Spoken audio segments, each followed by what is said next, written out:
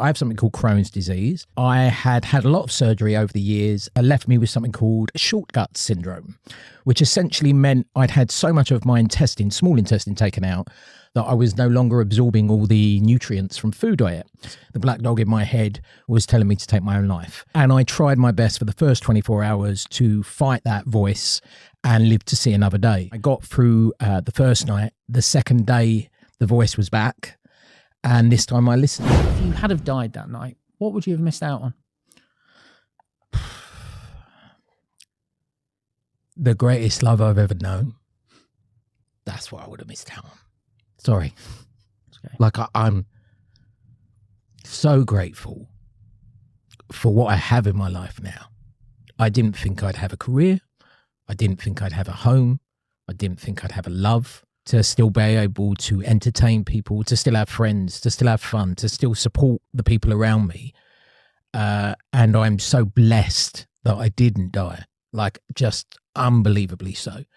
And the damage I would have done to the people around me would have been profound and would have been an awful legacy to have left. I know it would have ruined my parents. It would have ruined my mum.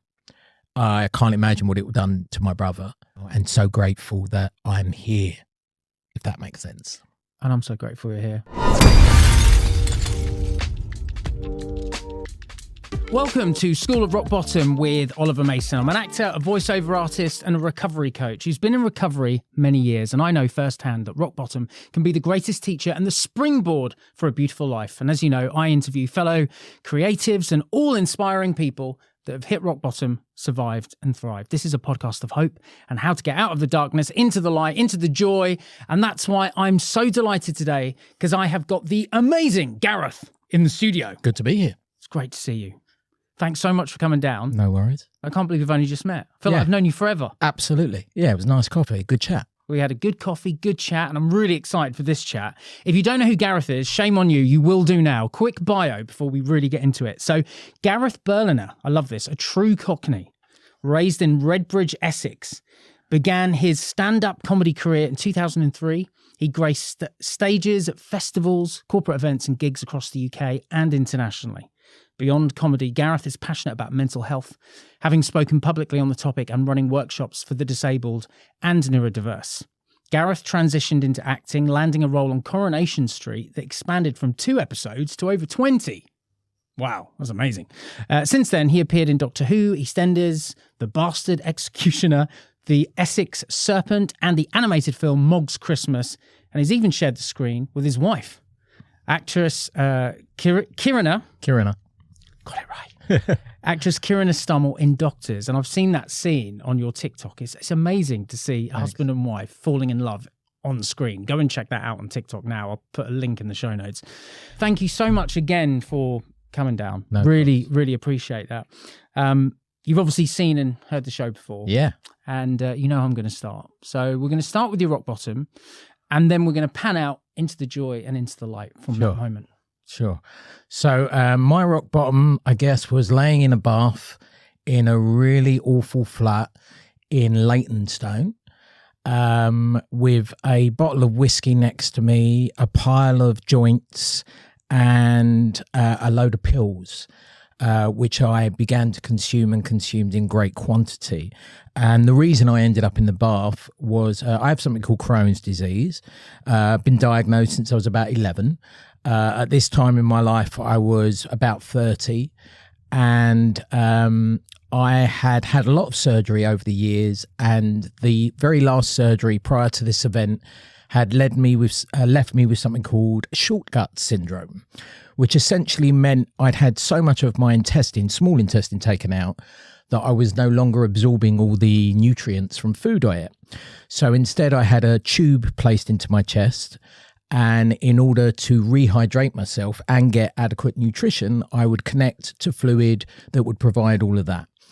And when I was first on that system, I was stuck on the nutritional fluid for 23 and a half hours a day.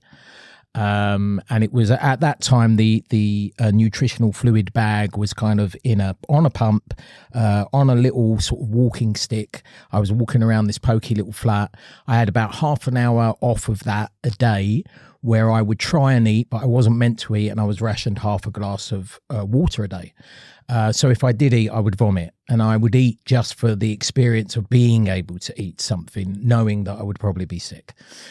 And before I found myself in the bath, I spent a torturous 24 hours in which the little voice, the black dog in my head, was telling me to take my own life, telling me that would leave everyone better off, that it would make other people's lives easier, that it was a suitable exit, was the best way to do things. And I tried my best for the first 24 hours to fight that voice and live to see another day. And I got through the first night. The second day, the voice was back, and this time I listened, and I wrote a note, which I no longer have. I'm really pleased about that, but I wrote kind of a 2 or 3 page note, said my goodbyes to everyone, and ran a bath. And what I had realized is, because I'm not afraid to show it, because I have this tube in my chest, if you undo the safety valve, it goes straight to the main vein to your heart. So what would happen is you would bleed out incredibly quickly, but you would also take in air to your heart, and you would have a heart attack, most likely. So whatever happened, if you undo the safety valve, you're probably going to die.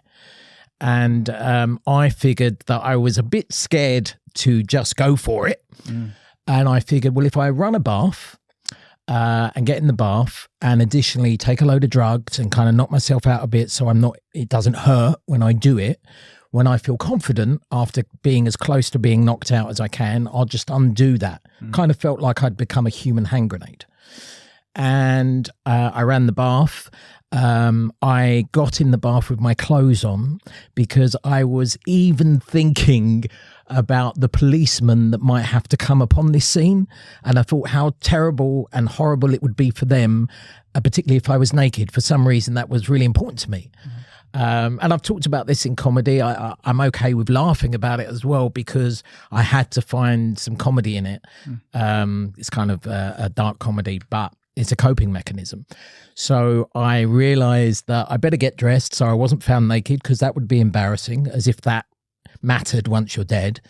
Put on these clothes, ran the bath, got the pile of joints, got a bottle of Jameson's, started taking, I think it was very strong painkillers that were like codeine, paracetamol, and took them in vast quantities, and kept drinking. And I probably was in that bath for about 2 hours. I blacked out occasionally, probably could have drowned if I hadn't been lucky. Kept my head above water, and for 2 hours just waited till I was knocked out enough that I would undo this bung. And then this really weird thing happened, and that I'm internally grateful for, because obviously I would like to think I wasn't in my right mind to consider suicide. And what happened was, suddenly this thought came into my head, and I remembered the advert with Nick Kamen from when I was very young for Levi's 501s, because it was all about shrinking jeans in the bath. And I'd lost weight, and the jeans I was wearing were loose when I'd got in the bath. And suddenly, I guess the happier side of me, or the fun side of me, kind of clicked in and almost whispered to myself. It was like the self that was looking out for me, somewhere buried in the darkness. And I just heard in my own imagination, "You've been laying in the bath 2 hours now. These jeans should fit pretty good." And I actually laughed. I remember laughing, and then just looking at myself and panicking and saying, "What have you done?" Like, I got out the bath, dripping wet. I went and used Google. What do I do? Because I just tried to get, I've taken a massive overdose. I might still die just walking around the flat. And the reason as well, I should add that by being on this nutritional fluid 23 and a half hours a day, in terms of where it was affecting my mental health, if you imagine I was stuck in this flat, obviously I couldn't eat, that's quite depressing. But also by pumping this fluid in 23 and a half hours a day, I just wet myself. I would wake up having wet myself during the night. And when you're a 30-year-old man, that's a really sad state of affairs. It feels awful. I was single as well, so I was very down for a number of reasons. So I got out of the bath. I suddenly realised I actually wanted to live. I went into panic mode. According my memory, and I still don't know if this is right, but my memory of that period was that what I found online kind of said to me, don't vomit. I don't know why that's my memory, but I just remember that it said, just keep yourself alert and awake. Right. And this was like in the early hours of the morning. And I just remember walking around the flat, talking to myself, trying to keep myself awake.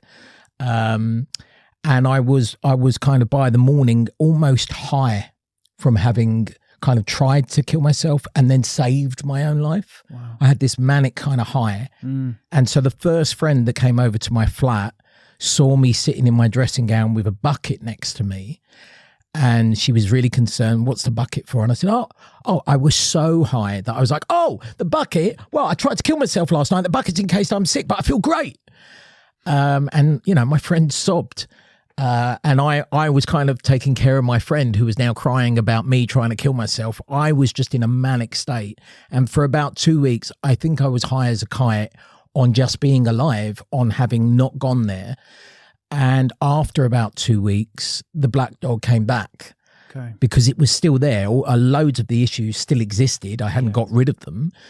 And that's when I actually picked up the phone at 30 years old and called my parents and just confessed what I'd done, confessed like past drug use, just told them everything and just said, you need to come over to my flat because I know that I could end up doing this again and I don't want to.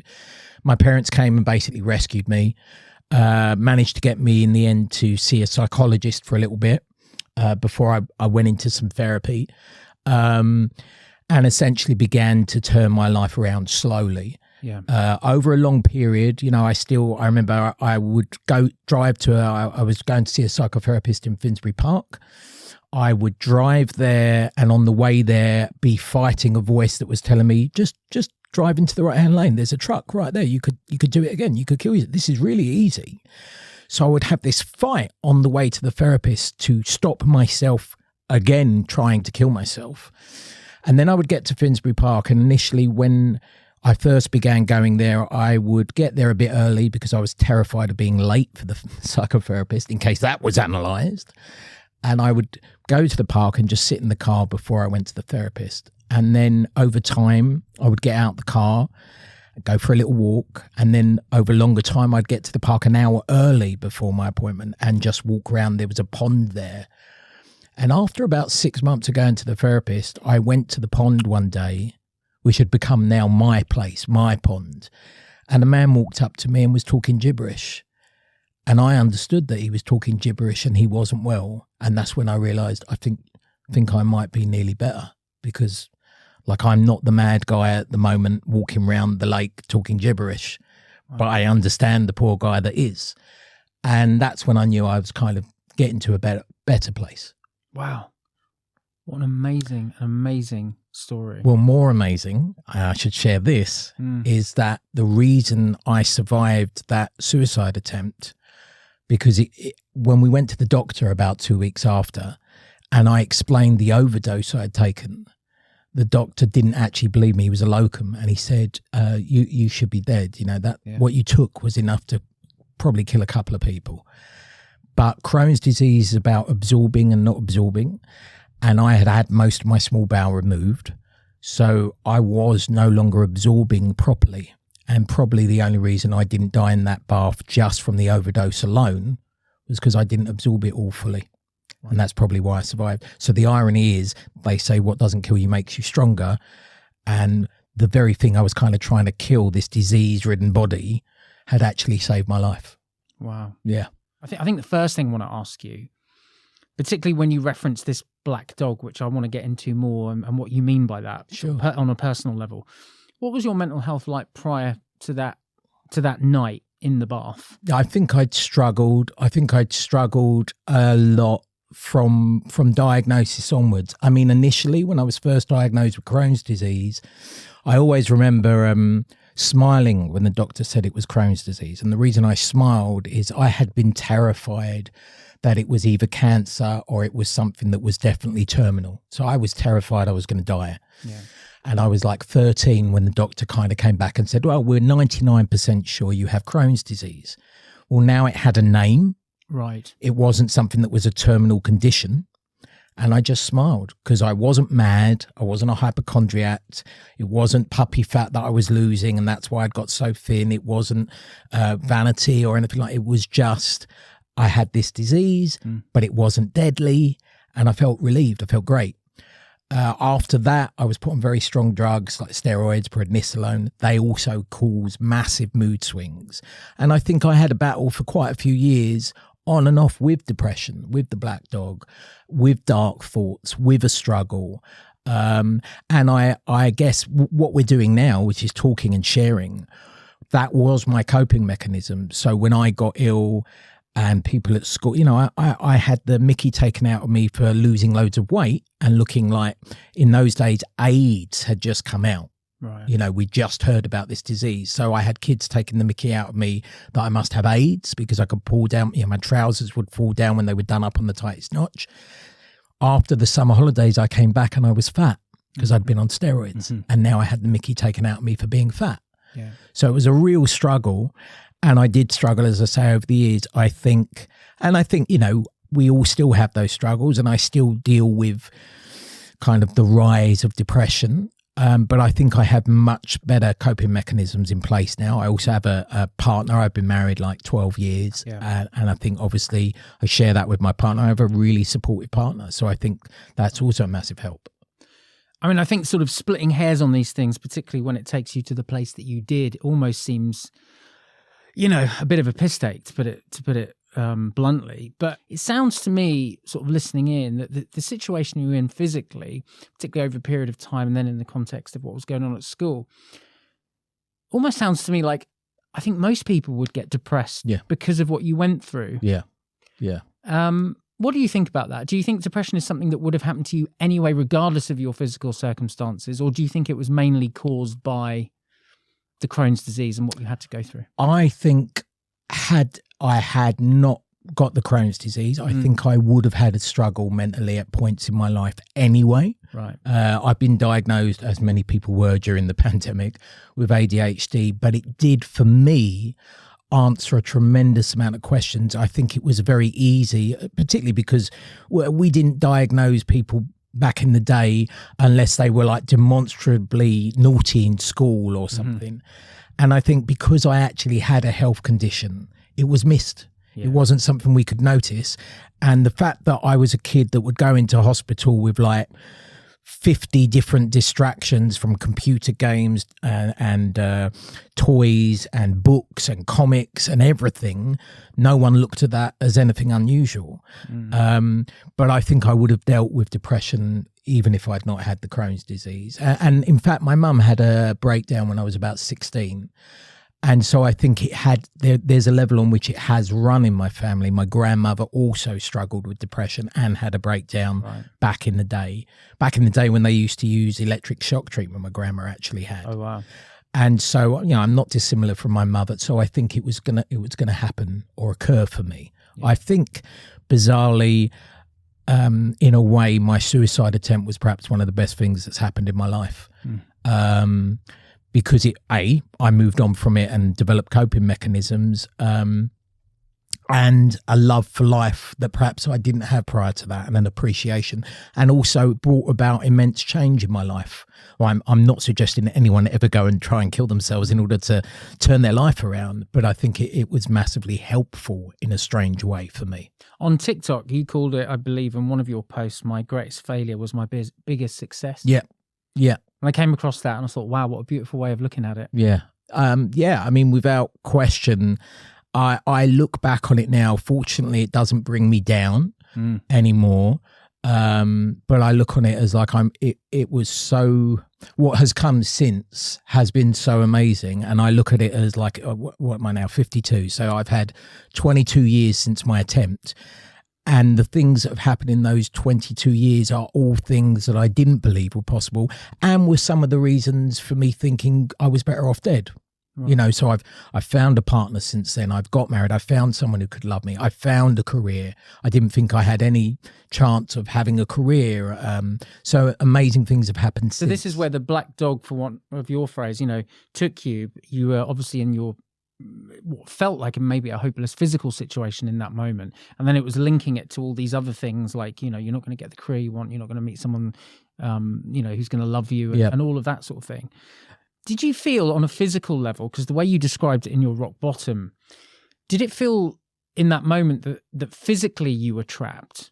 Because the way you described it, it didn't sound like, you know, there'd be a day where, like, I've met you today and we've gone for a coffee and, you know, you're physically free. Yeah. Was that another part of your mental process in that moment, that this was like a lifelong condition that would leave you sort of, you know, always eating out of a tube and being unable to live a full physical life? Yeah, I think so. I mean, it's a really strange thing, because even having the nutritional fluid and the backpack, which I still have now, I'm on it for less time. Yeah. And it's more an every other day thing. I think prior to that, I actually had a bag, like not a colostomy, not a urostomy. I had something called a jejunostomy, which was so rare that when it happened to me and I looked up having a jejunostomy, it wasn't mentioned in all the material that supported you if you had a colostomy or an ostomy. Right. So I even felt kind of left out of the support network that existed for people like me. And so weirdly, the backpack was the lesser of two evils. Like, I could still have a life with the backpack. With the jejunostomy, I wouldn't have had the career I have now, because a jejunostomy is high output. It's going straight to your small intestine or what's left of it, and it fills very rapidly. So that had brought about a terrible state of depression. And then when I woke up from the surgery that got rid of it, I then had a straw in my chest and another thing to deal with. I think it's combinational. I think, yes, knowing that I was going to have this disease and issues for the rest of my life was part of it. I think it was also mental. It's a whole hodgepodge of things going on. Yeah, because, you know, I've met you today and I wouldn't have known, you know, for example, what's on your chest or what's on you. And I think from someone sort of naively from the outside, I wouldn't have known any of that was going on. Yeah. Was that something that you were able to address on a physical level sort of quite quickly? Did that aid your recovery, your mental health recovery? Because, you know, from what I'm seeing from the outside, you know, you look like a normal guy to me. Yeah. But it sounds in that rock bottom moment that your physical diagnosis, you know, was a lot more hopeless, for want of a better word. Definitely. It's exactly while you were saying that, I was thinking about hopelessness. Yeah.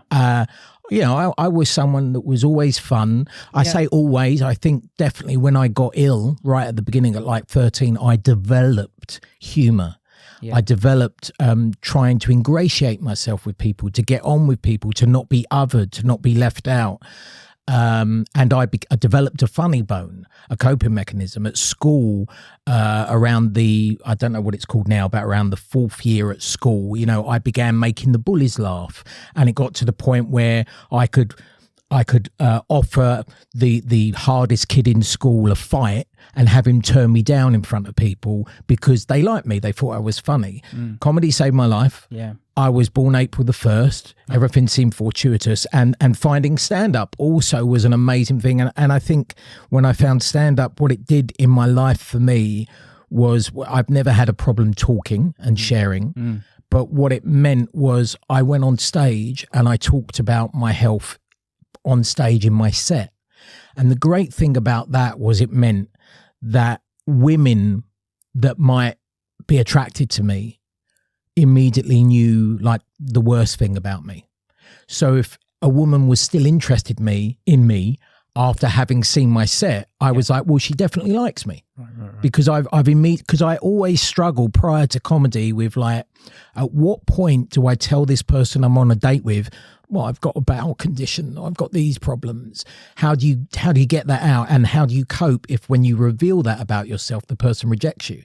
Whereas going on stage, immediately putting out your baggage if someone still approaches you, you know, well, they must be interested. Yeah.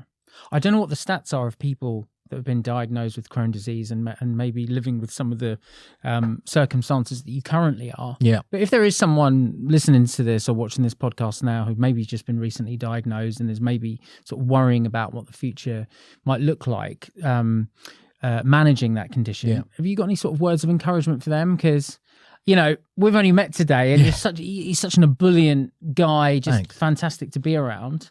Naively, if we hadn't been doing this podcast, I wouldn't even be aware of any of these things. So I just thought you might be a great person to kind of maybe reassure someone. Yeah, I mean, I think it's like hopelessness and depression are really easy.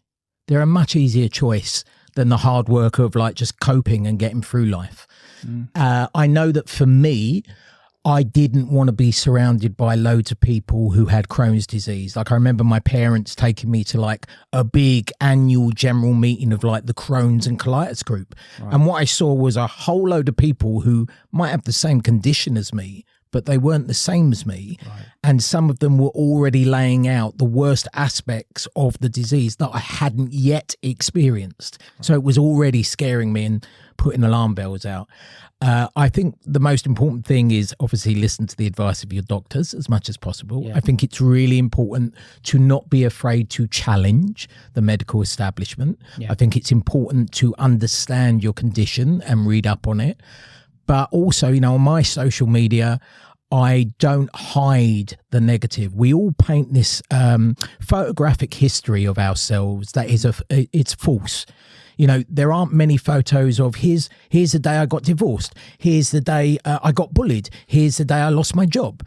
Yeah. Our social media profiles generally are the shop window. They're everything that looks lovely. Yeah. And so, you know, I have a nice social media, but occasionally I'll put, you know, if I go into hospital, I'll post about it. If I'm feeling down and I'm in hospital, I'll post about it. I'll share it, because what I want that I couldn't find when I was first ill was to see that someone could still have all of this going on and still have a successful, happy life. Yeah. So I tend to share. My other big thing really in terms of depression is I recognize that it can be chemical for some people. I'm not saying depression is completely a choice, but the music you might choose to listen to is a choice. Yeah. When you're down, you might deliberately, unconsciously put on very sad music that connects with you, that you feel, that might make you feel more down. So consciously, pretty much ever since my suicide attempt, if I feel down, I don't listen to down music. I actually switch it up and try and put on music that's got a beat, music that swings, music that will make me just feel some level of excitement or exuberance. Yeah. I think it's really important. Definitely. I mean, we'll get into this more in a bit, but I think particularly with ADHD, the effect that music has on an ADHD brain apparently is even greater than maybe someone that doesn't, or might be something we can talk about later. But it's something that I'm definitely very, very mindful of in my own recovery, not to be listening to music that's, you know, too downbeat too much, because it really, really affects me. I've got quite a plastic brain, I think, that really can be influenced by like too much news or too much negative type music. So I totally agree with that. You talked about sort of a 6-month period that you were going to see someone and talking. Was that like a therapist? Yeah, psychotherapy. My mum, obviously having had a breakdown, had a lot of psychotherapy, so I recognise its benefits. Yeah. And it was really incredibly helpful. Like if I was a Woody Allen, actually maybe that's a poor choice. If I was someone who had a ton of money, I'd get therapy once a week, without question. Yeah. Because having someone outside of yourself that can listen to your issues and just not give you answers, but bounce back your issues to you so you can reflect upon them. Maybe they just prime you with a question or two so you can search within yourself. Therapy is so important if you choose to do the work. Therapy is not just going to the room and sharing. You have to do the work. If all you do is go to the room and share and leave and forget about it, I don't know how quickly you're going to recover. I agree. But if you talk through your issues, if you start seeing your triggers and things that affect you, you can start making significant change. Oh, I completely agree. I'm sort of in my own recovery. I'm part of 12-step fellowship where you can go to a meeting and share, but it's that kind of thing. having a sponsor and being able to, like, say once a week, I'm very lucky, I know, have that space where I can bounce back stuff. Yeah. So it sounds like it's a combination of things like talking therapies. You don't have to answer this, but was medication part of early recovery as well? Obviously, that's your private medical information. No, I don't have any problem. I took Prozac for a while. I think that it was before we were really discovering, it can have significant side effects too. I think fortunately for me, it worked. My mum had taken Prozac when she'd had her breakdown, and what I saw Prozac as, and have told friends since who've been scared of taking kind of any anti-anxiety, anti-depression meds, is it's a crutch. Yeah. It's no good if all you do is take the meds but don't do the physio. 100%. So if you don't do the therapy, if you just take the meds, well, but you could be on the meds for the rest of your life. I remember my way of dealing with it after about maybe a year, maybe 2, of being on medication. I remember being a bit upset about, well, I don't know how I feel anymore about things because I know my feelings are being changed and kind of messed around with by this drug. And so I wanted to come off it. And what I did, maybe not the best thing, but I weaned myself off my Prozac. Right. But got myself to a place where I will no longer be brought down to rock bottom. Ideally, at that point, I will be able to cope without this drug anymore. Yeah, absolutely. I think anyone who's had a rock bottom or two, we were talking about this off air, you're so aware of never going back there. Yeah. So if you do sort of feel a mental decline in any shape, these tools kick in, that you've been talking about here. When did you sort of get back on the horse with stand-up comedy during that period? Because I'm sort of imagining maybe in those initial 6 months where you're going in and talking to someone that you weren't on stage, or were you throwing yourself back on stage pretty quick? No, stand-up didn't happen till about 2 or 3 years after my suicide attempt, actually. Yeah. Wow. So I came into stand-up in around 2003 was when I did my first gig. I stopped for about 6 months because I lost a friend. And I wasn't mentally in the right space to be on stage. And then I went back to it 2004, and essentially I was doing therapy with a room full of people. Because I was going to ask you about this. Was a lot of your material about your challenges? Yeah, absolutely. Incredible. Yeah, I talked about it in stand-up, and was essentially, as I started getting paid around 2005, I began to kind of get professional work. I was essentially like getting paid to do my own therapy on a room. Fortunately, it was all funny. I mean, it wasn't just a guy standing on stage moaning about his condition. Yeah. And there was a lot of laughs. What was wonderful was I did a show in 2005 called Gutless, which was essentially my whole story. And nice title, I think. Yeah, definitely. And what was incredible was, although it was very hard, I always remember, because anyone will tell you, Edinburgh as a solo performer is so desperately lonely and so hard because everyone is self-involved. Yeah. You don't have a lot of support. Everyone is working on their own beast and their own show. But what was wonderful is, although within my show I would go back to that story of the bath, and I had to bring an audience down with me and feel incredibly down in order to share, because I would get emotional, there was uplift. And it was a feel-good show. Obviously, I'm on stage. We know that I'm not dead, that my attempt wasn't successful. And what was great was after the show, I would meet some people sometimes who had lost someone to suicide and hadn't understood how that person was thinking. So hearing my story had helped them. Yeah. Other people that it had just supported them or helped them. And it was all, for me, wonderfully therapeutic and also uplifting, because I kind of educated some other people at the same time.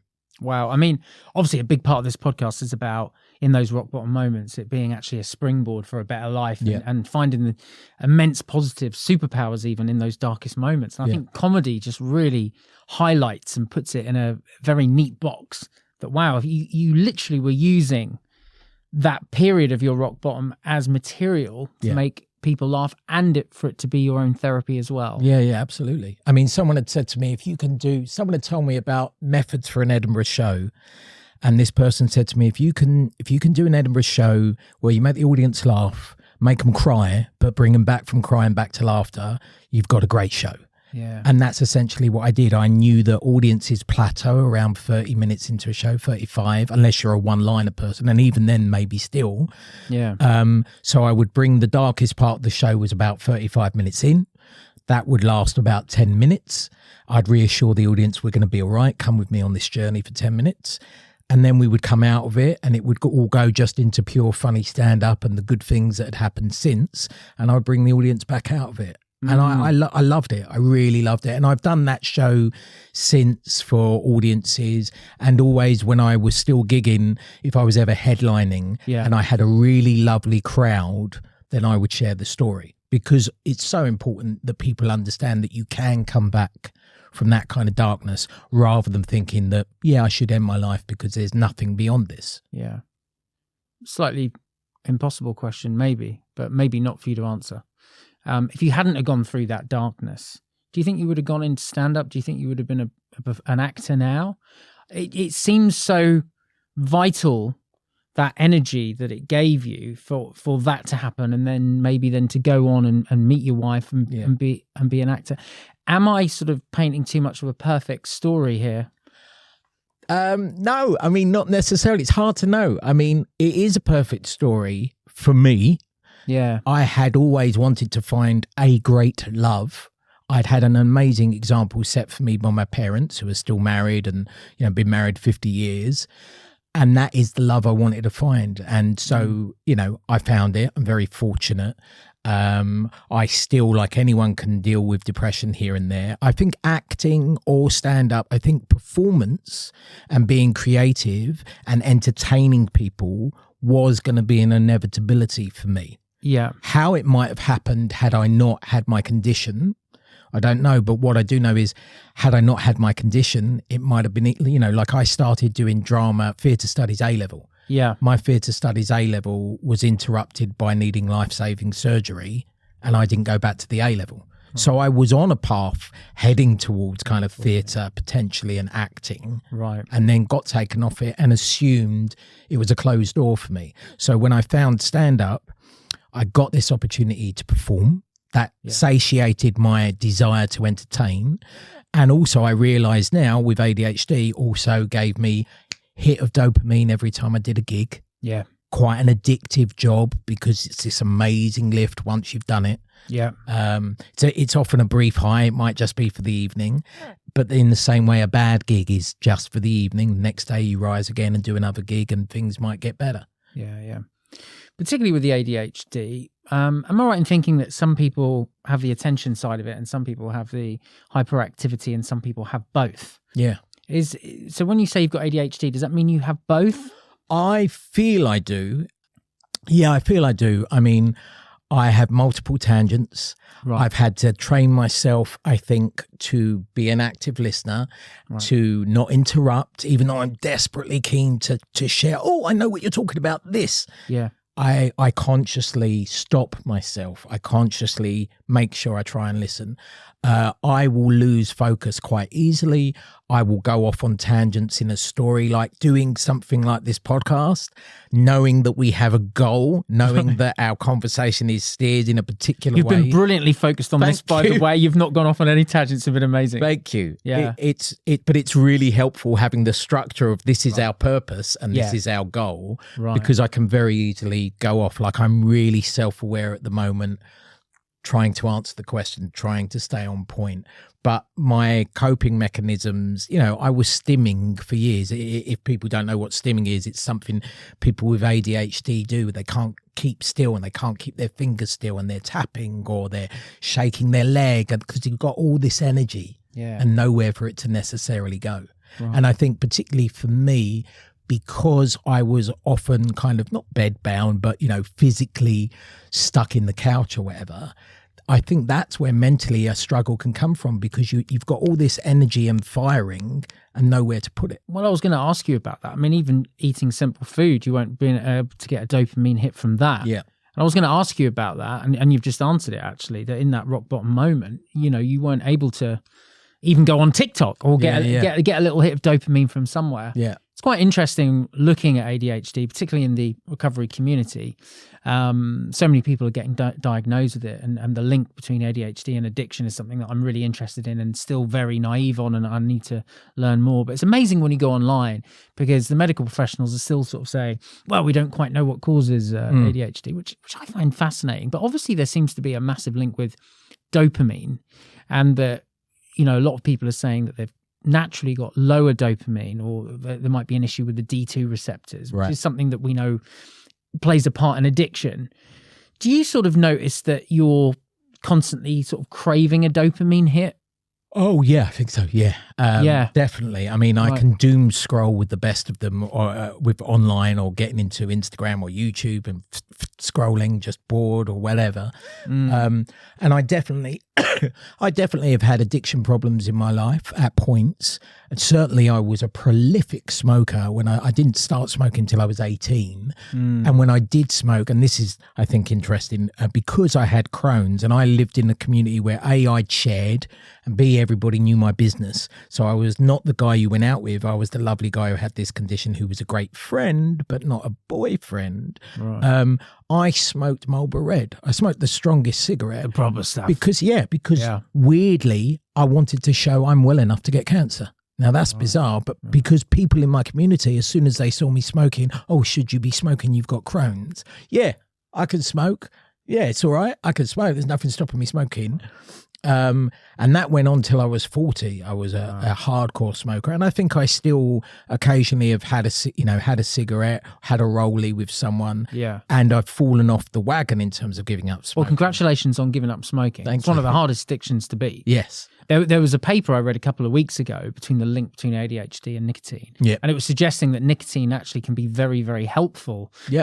For ADHD, because it does something to the receptors that maybe calms it down and gets you more focused. So, in other words, if you've got ADHD, you're much more likely to get addicted to nicotine. Which kind of makes sense. Yeah, I can believe it. I think I've used over the years marijuana, and I was aware when I was at my lowest, and when I did my suicide attempt, I was smoking large amounts of street skunk. Right. So I couldn't eat. I was consuming large amounts of marijuana. And I don't think it's necessarily the most, I think it has positive benefits. I'm not going to slate it, but it also has incredibly negative aspects if you are not in the right state of mind to be having that. Yeah. Same with alcohol or anything. Yeah. And for me, I now privately have a prescription. I think that's, for me, a safe alternative. But I have struggled at points, and I did coke. I was a comedian. I was around lots of drugs, alcohol, all different kinds of things. Now, this is really interesting. Sorry to interject. No, please. I know the medication for ADHD is a stimulant, right? You might know the name of it. There's Amphextra is one. That's one example. Yeah. And I believe it's a type of amphetamine. Yeah. So it actually speeds the brain up. Now, someone that doesn't have ADHD, I assume, maybe I need to go and get it checked as well.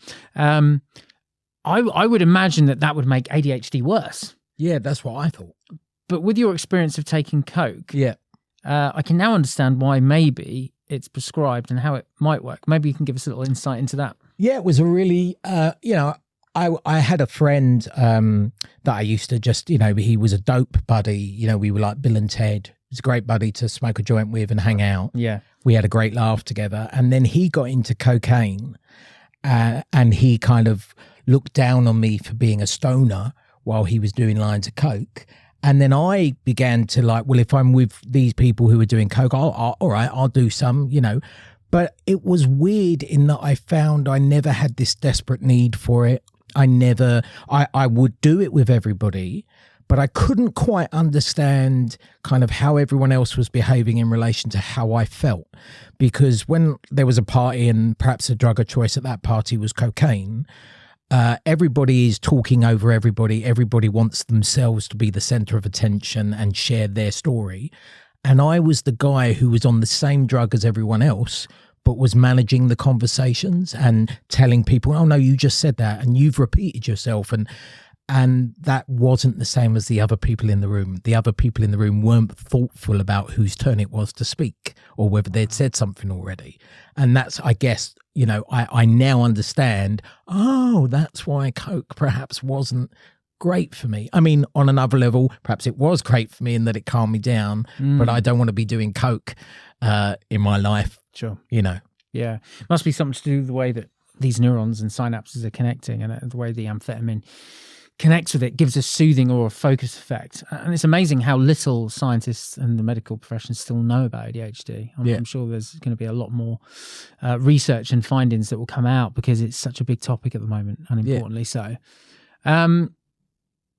Potentially a difficult question. Going back to your rock bottom just for a moment, just to highlight, you know, the joy and the recovery and the great things that have happened.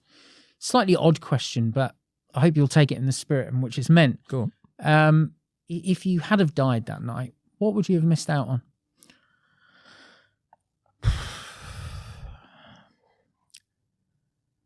on? The greatest love I've ever known. That's what I would have missed out on. Sorry.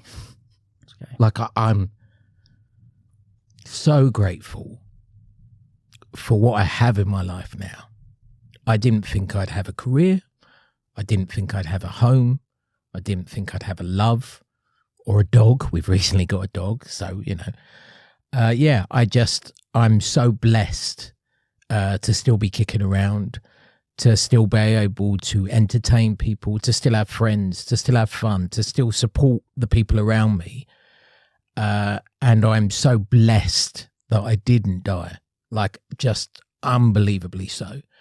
And the damage I would have done to the people around me would have been profound and would have been an awful legacy to have left. I know it would have ruined my parents. It would have ruined my mum. I can't imagine what it would have done to my brother. And I you know, obviously I greatly regret that I tried. At the same time, I'm thankful that I did, but that I survived and that I learned something from it. And I'm very consciously aware of when I'm depressed and when I'm down, and making sure that I share and that I speak to friends and I get support. And as I said, simple things like not indulging it. I think that's the difficult thing, is when I talk about depression being a choice and an easy choice, I'm not saying like people who are depressed are terrible people and they've made the wrong choice. It's very difficult, especially if it's a biochemical reaction, not to feel depression. But you can choose not to listen to that sad movie soundtrack. You can choose not to watch Terms of Endearment or whatever depressing film that makes you cry. And I like a good cry with anyone. You see how easy it is. That's the one thing I was worried about today. I was like, don't cry on the podcast. Don't cry on the podcast. But yeah, I'm so thankful for where I'm at now and so grateful that I'm here, if that makes sense. And I'm so grateful you're here. What a lovely man you are. I feel blessed that I've got the chance to meet you today. Thanks. I think it's a really beautiful, poignant message to end on. A very, a message of suicide prevention. You know, it's going to be so loud and powerful what you just said, and so heartfelt. I think it's going to be heard and listened to by the right people. It's got a real sense it's going to, reach the right people. The message today. Gareth, thank you so much for coming down, mate. No worries. Thanks for having me. You've travelled a little way to come and see us. I have. And it's been absolutely fantastic. Guys, I'm going to be putting lots in the show notes, and I'll have a chat with Gareth off air about any potential places for extra support that he might want to list, and I'll do that. So head for the show notes now. If you're watching this on YouTube, please hit subscribe. Apparently, I should say this at the beginning. I always forget. Like the video, share it with anyone that you think it will benefit. If you're listening to this on Spotify, please give us 5 stars, and also hit the follow button. The same on Apple, if you could do the same.